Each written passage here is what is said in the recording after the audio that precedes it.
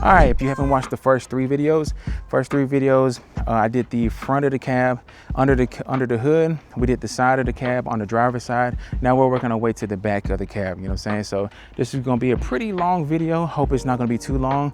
But the reason why I'm splitting these videos apart, because this would be a very long video. I don't even think TikTok will let me upload it. So without further ado, I'm gonna get to it. So this is part 4. All right, part 4 of the video of the pre-trip series.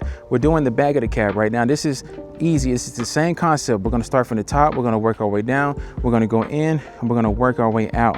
Now I'm going to try to explain this the best way I can, the fastest way I can. That way this video won't be too long, but please pay attention and let's get to it, right? Boom. Start from the top of the cab.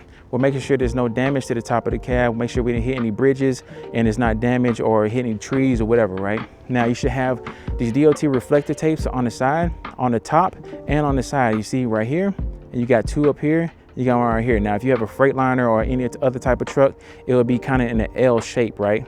So make sure those are there. Next, you have these cab extenders right here, right? The cab extenders are securely mounted to these brackets right here, right? And these brackets are securely mounted to the back of the cab. You wanna make sure all 3 of those parts, or both of these parts are securely mounted to the cab and they are not damaged and they are not broken, right? Same thing with this side. It's the same exact thing. Cab extenders, brackets, cab, right? Now look at the middle of the cab. Make sure there's no damage to the middle of the cab. Make sure there's no holes, no scrapes, no scratches, and nothing hanging that's not obviously supposed to be hanging, you know what I'm saying? Boom. Look at your lines. Make sure you look at them. Looking at all your lines. Remember these 2 black ones right here, these are your air lines. The green one is your electric line, right? You want to inspect the entire black line. Make sure there's no ABCs, no air hissing out, no air bubbles, no bulges, no cuts, right? Same thing with the green one. We're not looking for any air hissing out, but we're looking for any loose wires that are sticking out from this line, right? Next, go ahead and pull this out, the blue one, inspect it, make sure that the rubber right here is not folded inwards. Make sure this is not damaged and it connects to the holder without no problem. Same thing with the red one. Look at the red one, make sure there's no damage to the rubber piece right here. Make sure that this is not damaged at all. Go ahead and inspect it and make sure that it connects all the way, right?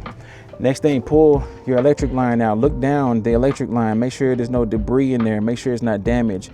Inspect the whole thing. Make sure it's not damaged. Make sure there's no line. Remember, I told you, make sure there's no wires hanging out and you're good. Now, when you're not connected to a trailer, you need to make sure these are in their holders at all times. You don't want to have them laying on the catwalk.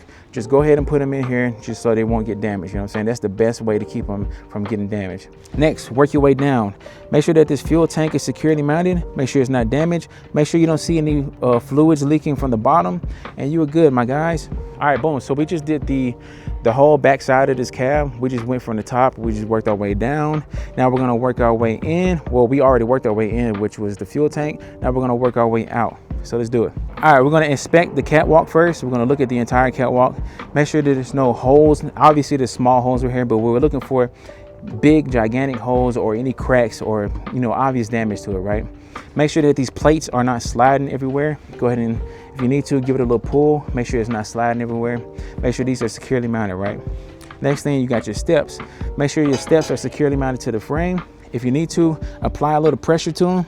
Make sure they are not wobbly and they're not loose. Make sure they are securely mounted and tight, right? Next thing we're gonna do is we're gonna look at the entire frame. Look at the entire frame from front to back. Look at it.